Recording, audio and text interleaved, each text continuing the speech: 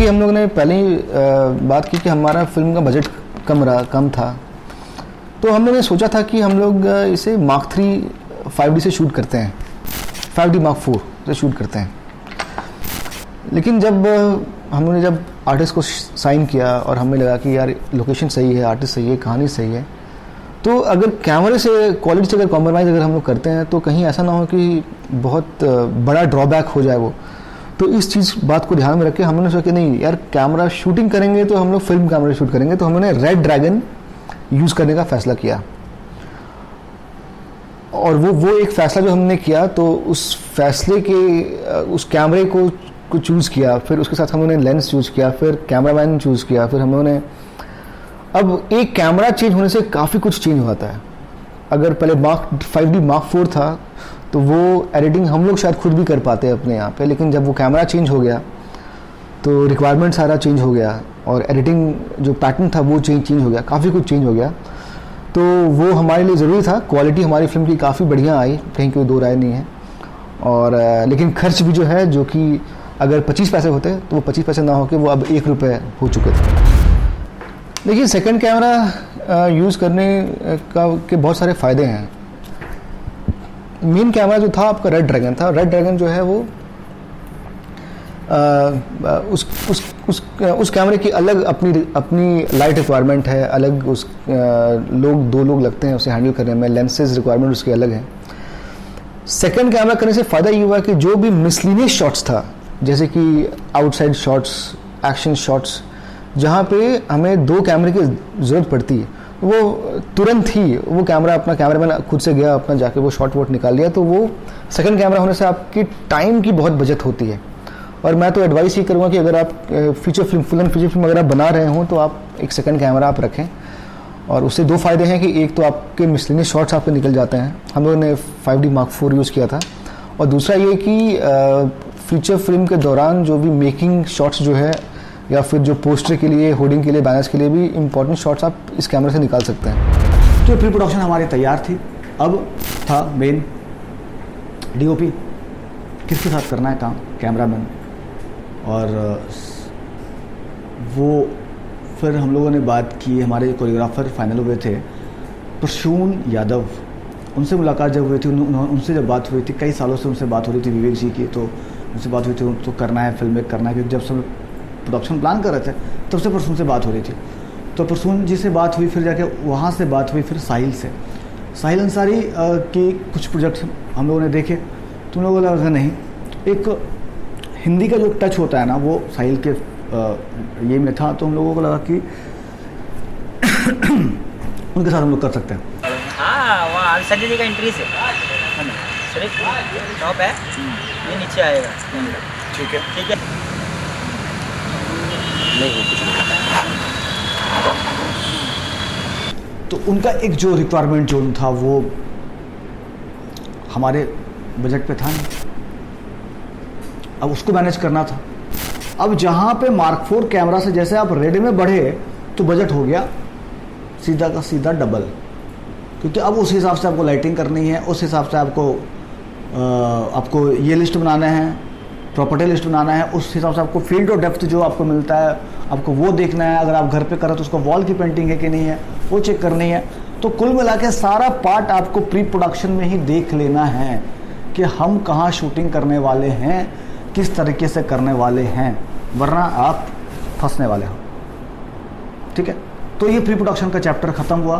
फिर हम लोगों ने और एक कोशिश की कि भाई जितने हमारे लोकल एक्टर थे उनके साथ हम लोग वर्कशॉप कर ले, क्योंकि कई लोगों का लैंग्वेज का इशू था, कई लोगों को डांस का इशू था, कई लोगों को एक्सप्रेशन का इशू था, कई लोगों का वॉक का इशू था, क्योंकि ये फिल्म थी आपकी गैंगस्टर रिलेटेड।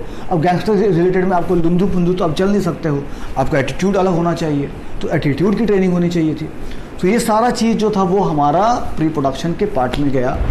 ऐसा बात नहीं है कि हमारे स्टेट में हमारी टीम में कोई कैमरामैन नहीं था, सिनेमेटोग्राफर नहीं थे हमारे टीम में, लेकिन ये है कि हम लोग जैसे कि बताया कि हम लोग भोजपुरी फिल्म कर रहे थे और हमारा प्लान था कि इसे लोगों को ये नहीं लगना चाहिए कि हम जो अब तक देखते आए हैं ये उससे कम थी या टेक्निकली साउंड नहीं थी, तो हम लोग कोई कॉम्प्रोमाइज़ करने की स्थिति में नहीं थे।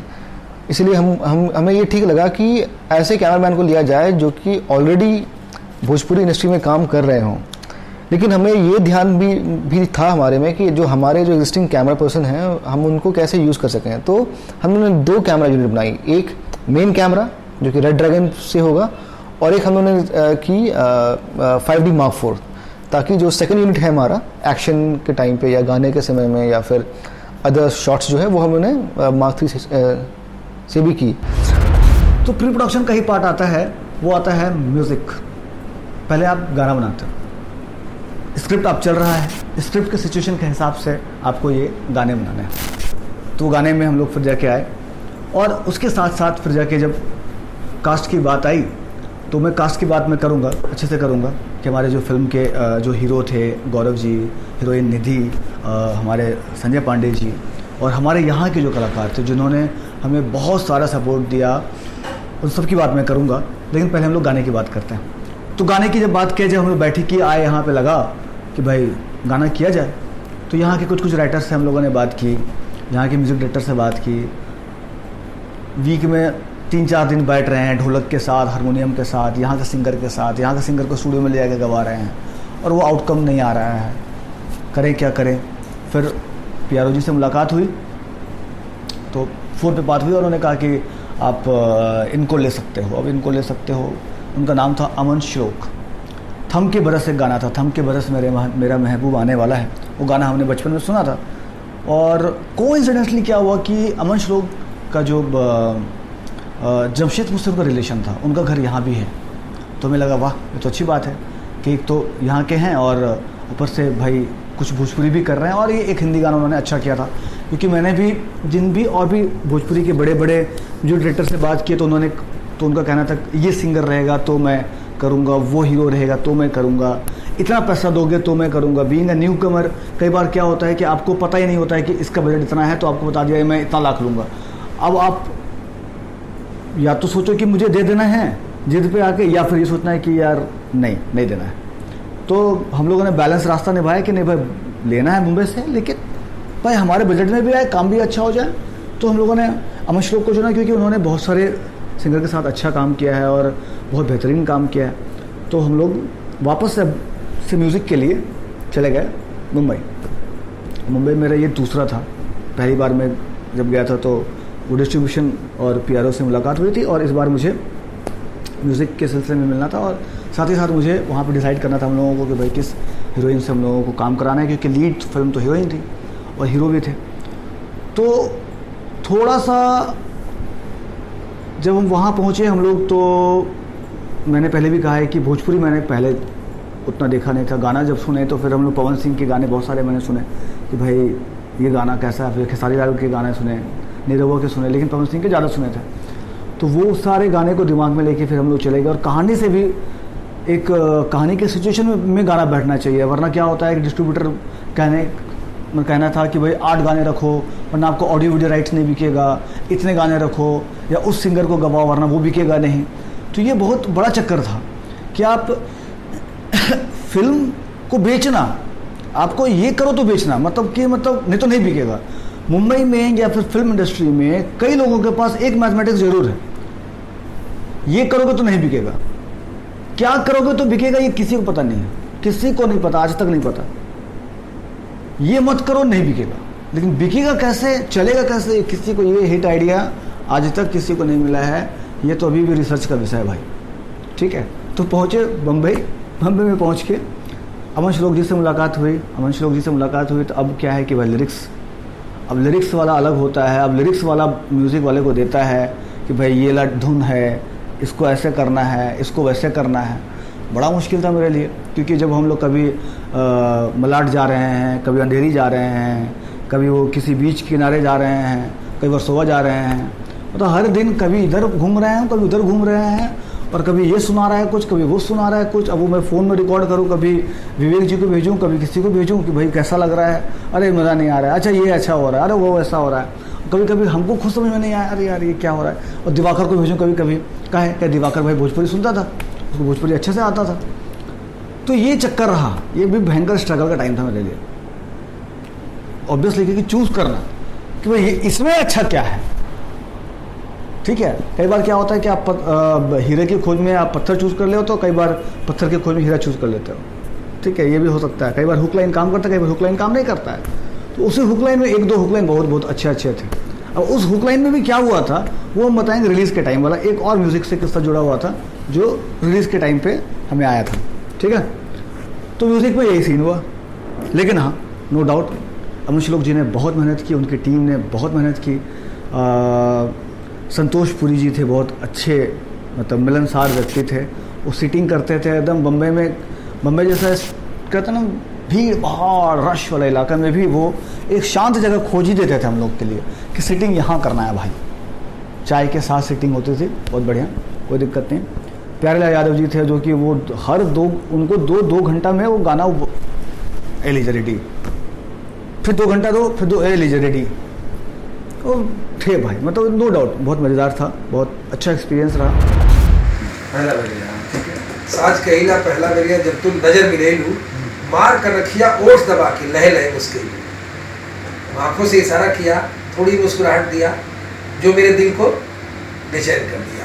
ऐसा है, दिल से दिल के जुड़ल कनेक्शन, उस दिन से मेरा कनेक्शन जुड़ गया। तो जब आलोक थे हमारे सिंगर थे, इंदु सोनाली थी, खुशबू जैन थी, तीनों नो डाउट मैं कहूँ तो बहुत टैलेंटेड। इनकी आवाज़, इनका प्रेजेंटेशन, इनका मेहनत बहुत ही लाजवाब है। बस क्या होता है ना कि देखो कई बार चीज़ें हिट और फ्लॉप का वेट करती हैं कि अगर आज अरिजीत हिट हैं या फिर जुबीन जी हिट हैं, कोई भी हिट होता है ना उसका कोई एक गाना क्लिक करता है।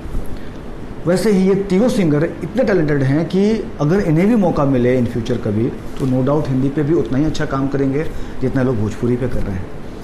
लाखों शुक्रिया कर ले भगवान के, लिख ले नसीब में चांद हो, लिख ले नसीब में चांद हो।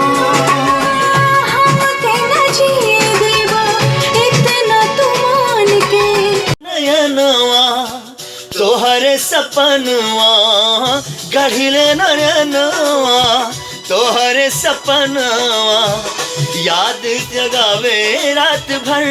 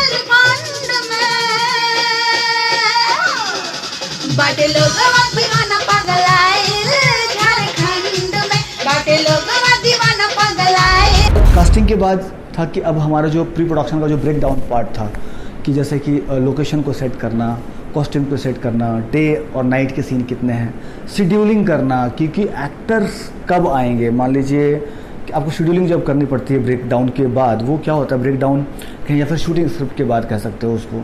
वो क्या होता है कि आपके पास मान लीजिए 80 सीन है, तो डे के कितने सीन हैं, नाइट के कितने सीन हैं, इंडोर कितने हैं, आउटडोर कितना है, ये तो बेसिक सीन है। बेसिक ब्रेकअप यही होता है, लोकेशन के हिसाब से आपने कर लिया ब्रेकअप, आपने डे और नाइट के हिसाब से कर लिया। लेकिन जब आप कमर्शियल फिल्म करते हो ना तो आपको एक्टर के हिसाब से भी करना पड़ता है कि इस एक्टर ने डेट दिया है 10 तारीख से लेकर 15 तारीख, इस एक्टर ने डेट दिया है 13 से लेकर 18 तारीख, उस एक्टर ने दिया है 15 से लेकर 22 तारीख। ठीक है, कई बार तीनों का सीन एक साथ में है, कई बार ये एक है, कई बार एक वो है। तो बस यही फिल्म का जो चीटिंग मीडिया कहते हैं ना, वो चीटिंग मीडिया उस टाइम काम आता है। तो शेड्यूलिंग अगर आपका प्रॉपर नहीं रहेगा तो जो मैंने 25 दिन में फिल्म किया वो 45 दिन में भी ख़त्म नहीं हो सकती, ये मेरे से लिखवा लीजिए आप। शेड्यूलिंग बहुत प्रॉपर, बहुत ही क्रिस्प। अगर आपने टारगेट रख लिया कि मुझे एक दिन में 5 सीन शूट करना है या एक दिन में 3 शूट करना है या एक दिन में 1 शूट करना है, वो आपको anyhow by hook by crook करना ही चाहिए। वरना आप डिले हो जाओगे।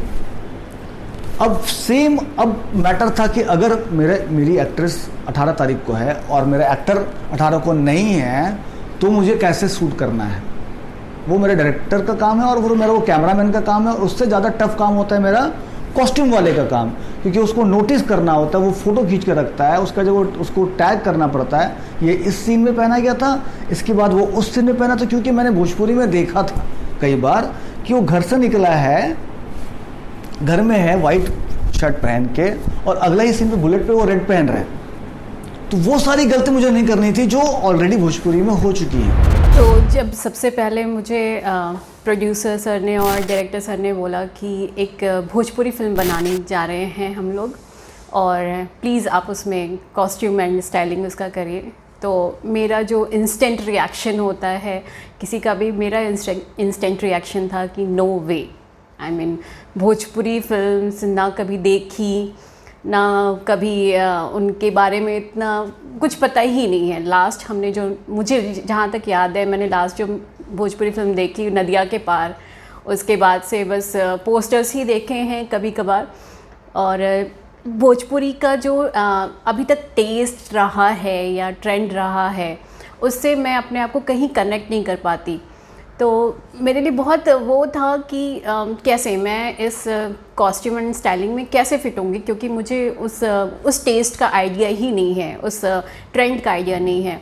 लेकिन जब हमने इस पे डिस्कस किया डायरेक्टर सर ने एंड प्रोड्यूसर ने कि ये जो कॉन्सेप्ट हम बना रहे हैं, ये हम जो आज तक भोजपुरी मूवीज़ में होता आया है वैसा बिल्कुल कुछ भी नहीं है, हम ये भोजपुरी लैंग्वेज में बॉलीवुड टच देने की कोशिश कर रहे हैं। तो इसका लुक, फील, इसका कॉस्ट्यूम, इसके लोकेशंस, सब कुछ जो होने वाला है वो बिल्कुल भी ये भोजपुरी स्टाइल का नहीं होगा, बॉलीवुड स्टाइल का होगा। तब मुझे जाके लगा कि शायद हाँ, मैं कोशिश कर सकती हूँ, मैं इसको कर सकती हूँ। पास्ट एक्सपीरियंस की बात की जाए तो मैं इस इंडस्ट्री में अप्रॉक्सीमेटली 2016 से हूँ। मैंने टियारा से बाकायदा ट्रेनिंग ली है, पेजेंट ट्रेनिंग ली है। मैंने इवेंट्स भी किए हैं, शोज़ किए हैं। उसके अलावा मैंने कुछ मुंबई की एड एजेंसीज़ के लिए मैंने एक्टिंग की है, और मैंने कुछ एज असिस्टेंट डायरेक्टर मैंने कुछ और भी एड्स के लिए काम किया है। तो एक्सपीरियंस था मुझे, मैं ये नहीं कहूँगी मुझे फ़िल्म का एक्सपीरियंस था, पर मुझे हाँ इस लाइन का एक्सपीरियंस, इसमें काम कैसे होता है, टीम कैसे काम करती है, उसका एक अच्छा एक्सपीरियंस था। और क्योंकि मैं इस मॉडलिंग और पेजेंट के बैकग्राउंड से हूँ, तो मुझे कॉस्ट्यूम की भी जानकारी थी, मुझे कॉस्ट्यूम का भी पता था कि हाँ कैसे जगहों पे या कैसे किस सिचुएशन में किस तरह की ड्रेसेस पहननी है, किस मूड के हिसाब से किस तरह की ड्रेसेस पहननी है। तो वो एक नॉलेज थी मेरे पास जो मुझे इस फिल्म में आगे काम करने के लिए काफ़ी मुझे हेल्प किया उसने। जॉब रिस्पॉन्सिबिलिटी शायद उसी वक्त से शुरू हो गई थी जब हमने ब्रेनस्टॉर्मिंग करनी शुरू की थी। हमारे कॉन्सेप्ट पे डिस्कशन और ये सब स्टार्ट होता है, हमारी जॉब रिस्पॉन्सिबिलिटी उसी वक्त से शुरू हो गई थी। हमारे कैरेक्टर के हिसाब से हमने अपने आप डिज़ाइन किया कि कैसे लुक होंगे, कैसे उनकी स्टाइलिंग होगी। और सबसे ट्रबलसम ये रहा कि झारखंड में, जमशेदपुर में, झारखंड में बॉलीवुड की तरह मार्केट अवेलेबल नहीं है। आई मीन आप वहाँ पे जाएं, अगर आप किसी भी चीज़ के आप 90s की भी अगर आप वो कर रहे हैं, 80s की शूटिंग कर रहे हैं, तो आपको वहाँ पे कॉस्ट्यूम्स ईज़िली अवेलेबल हैं, या फिर आपके पास टेलर्स हैं जो आपके लिए कॉस्ट्यूम तैयार कर देंगे। पर जमशेदपुर में, आई मीन झारखंड में इस चीज़ की बहुत कमी रही, इसलिए हमें बहुत ज़्यादा भाग दौड़, हमें कलकत्ता, मुंबई, जगह जगह से हमें कॉस्ट्यूम्स अरेंज करने पड़े। तो वहाँ से हमारी जॉब रिस्पॉन्सिबिलिटी की कॉस्ट्यूम को तैयार करना, कॉस्ट्यूम रेडी करना। कभी कभी ऐसा होता था एक सीन हुआ और वो कॉस्ट्यूम गंदी हो गई सडनली, अब और शाम को हमारा फिर वही उसी का कंटिन्यूएशन पार्ट है, तो हमें फटाफट उसको ड्राई क्लीन करा के हमें उसको रेडी कराना पड़ता था। और कॉस्ट्यूम की टैगिंग करनी पड़ती थी, इस सीन में ये कॉस्ट्यूम है, आई मीन इस दिन इस सीन में ये कॉस्ट्यूम लगेगा। बहुत it was a lengthy job before the shoot, और शूट के टाइम पे आई मीन मुझे लगता है शूट के टाइम पे इट वाज इजी, शूट के पहले it was a lengthy job. और जहाँ तक मुझे मैं अपने डायरेक्टर, एक्टर्स, मेरे जो क्रू थे उनकी बात करूँ तो इट वाज वंडरफुल एक्सपीरियंस। एक लर्निंग फेज़ रहा, बहुत कुछ सीखने को मिला। आप वैसे तो डेली लाइफ में भी चैलेंजेस होते हैं, लेकिन फिल्म के चैलेंज जो एक लिमिटेड टाइम हमारे पास होता है, उस टाइम में डिफरेंट सीन्स और डिफरेंट वो मूड के हिसाब से कॉस्ट्यूम, स्टाइलिंग सब कुछ फटाफट चेंज करनी होती है। अभी हमने एक रोने का सीन किया, सडनली हमारे पास उसके बाद गाने का सीन है, तो एक्टर के साथ साथ जो बैक में काम करते हैं उनके लिए भी काफ़ी टफ होता है। और कॉस्ट्यूम ऐसी चीज़ है कि उसके आई मीन ड्रेसेस अलग होती हैं, और costume there is a difference between dress and costume. जब हम कॉस्ट्यूम की बात करते हैं तो हम उसके वो कॉस्ट्यूम उस कैरेक्टर के हिसाब से, उस फिल्म के हिसाब से, लोकेशन के हिसाब से, बैकग्राउंड के हिसाब से, लाइटिंग के हिसाब से, इवन कि आपकी शूट दिन में हो रही है, रात में हो रही है, उस हिसाब से हमें वो कॉस्ट्यूम सेलेक्ट करनी पड़ती है, चूज़ करनी पड़ती है। तो हमारा जो कैरेक्टर्स, हमारे मेन जो 3 लीड कैरेक्टर्स थे, उनका भी जब हमने स्टोरी पे वर्कआउट किया तो बहुत ही डिफरेंट कैरेक्टर है। हमारी जो फीमेल कैरेक्टर है तो उनका एक कॉर्पोरेट लुक है जो कि एक बॉयश और मैनली, उसमें आई मीन उनका जो बॉडी लैंग्वेज है, उनकी जो लाइफस्टाइल है वो बहुत ही मैनली है और कॉर्पोरेट लुक में है। तो हमने उस टाइप से उन्हें एक फ़र्स्ट हाफ में वैसा लुक दिया, उनके पूरे corporate look, no makeup, I mean least makeup, उनका स्टाइलिंग सब कुछ इज़ वेरी मिनिमल। लेकिन फिर क्योंकि वो वैसे एक फ़ेज़ में हैं, फिर जैसे उनकी लाइफ में हीरो आते हैं, उनकी लाइफ में प्यार आता है, कलर आते हैं, तो हमने फिर उस हिसाब से उनको कलर्स दिए, उन्हें डिफरेंट वाइब्रेंट कलर की ड्रेसेस, मेकअप, स्टाइलिंग, लुक सब कुछ डिफरेंट किया।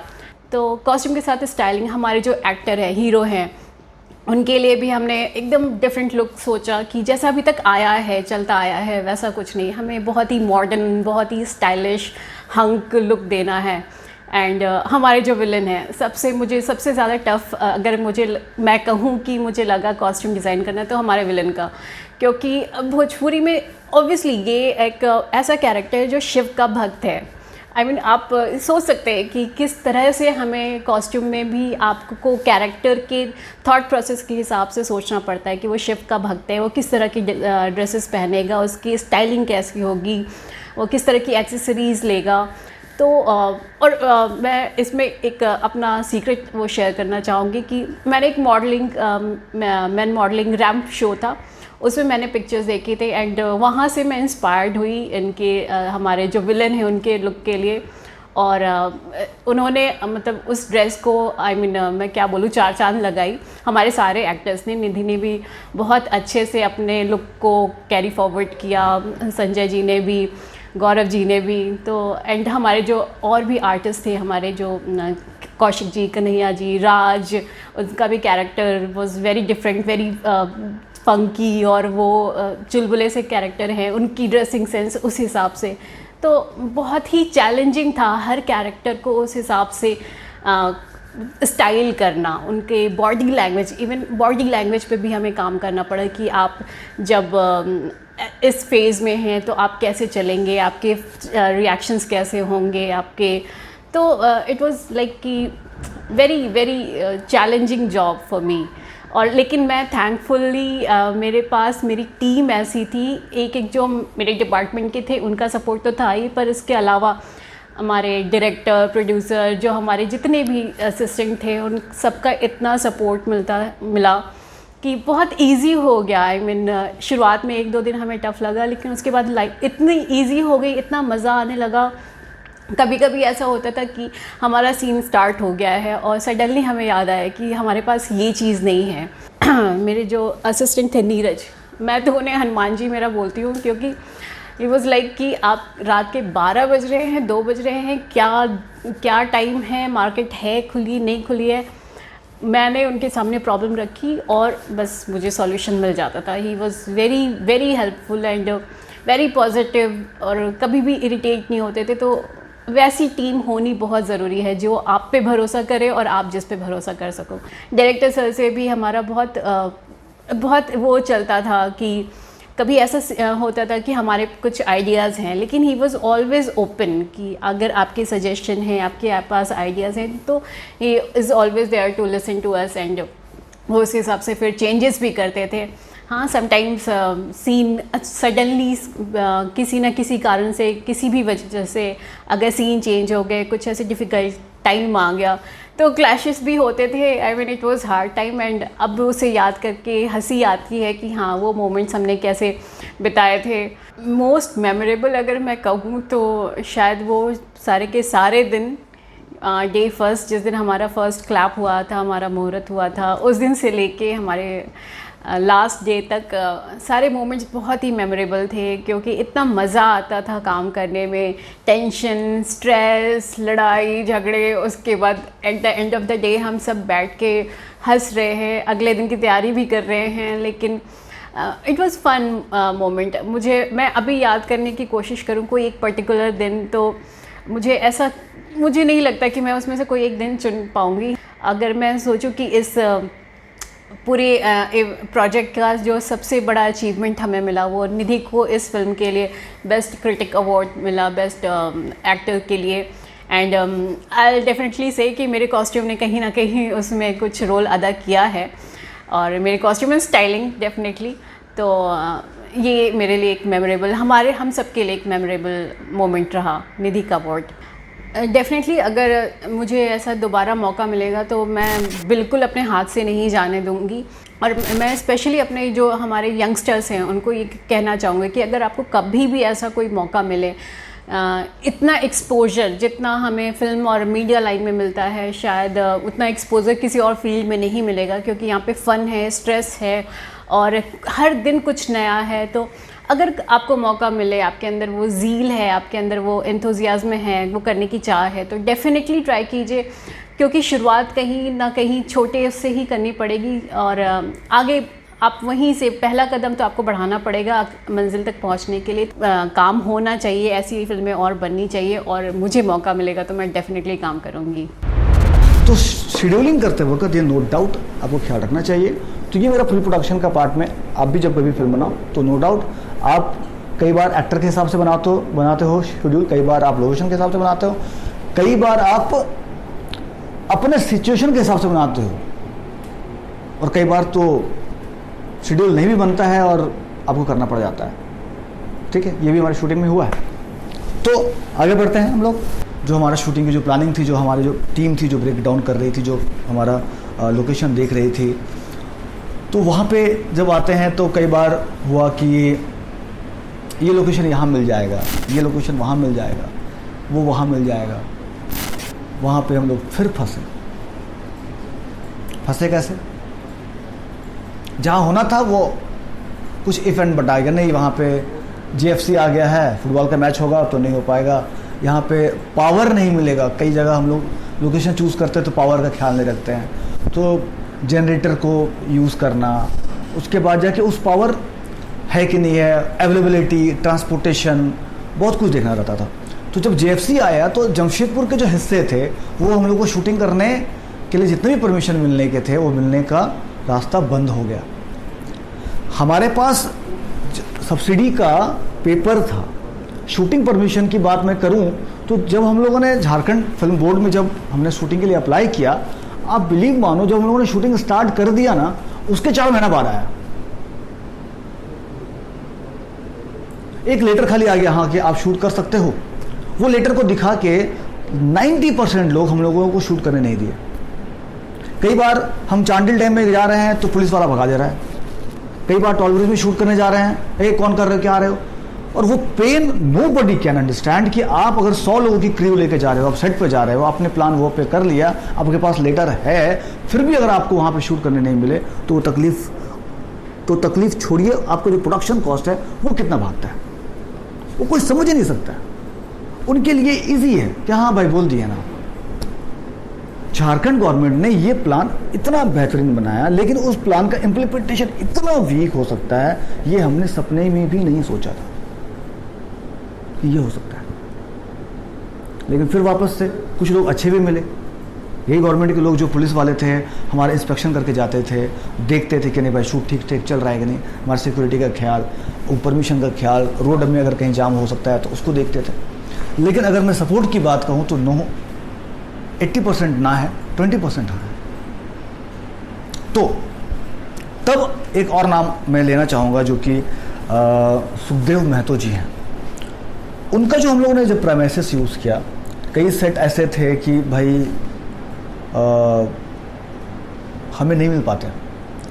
उनके द्वारा उनके जो अपार्टमेंट थे, हम लोगों ने कुछ चीट किया, इधर थोड़ा सा इधर से घुमा लिया तो ये सीन बन गया, उधर से घुमा लिया तो वो बन गया। तो वो करके हम लोगों ने, सुखदेव जी हम लोगों को बहुत सपोर्ट किए। तो सुखदेव जी का बहुत सपोर्ट रहा, फॉरेस्ट डिपार्टमेंट का शूट का भी बहुत सपोर्ट रहा कि उनके जो हमारे गेस्ट हाउस थे वो शूट के लिए मिल गए, तो अच्छा लगा थोड़ा सा। देन फिर जाके वेब इंटरनेशनल जो था, जो हमारे स्पॉन्सरशिप भी था, तो वो लोग जो हैं वो अपना लोकेशन दे दिए पूरी, मतलब एक रात के लिए पूरा दे दिए कि नहीं आप यहाँ पे कर सकते हो अपने गाने को लेके।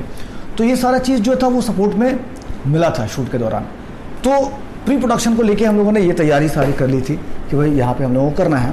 देन उसके बाद जाके हम लोग शूट पे आएंगे और शूट की शुरुआत कैसे हुई, पहला दिन कैसा रहा, और साथ ही साथ फिर जाके टीम का एफर्ट कैसा रहा और कहाँ कहाँ दिक्कत आई, और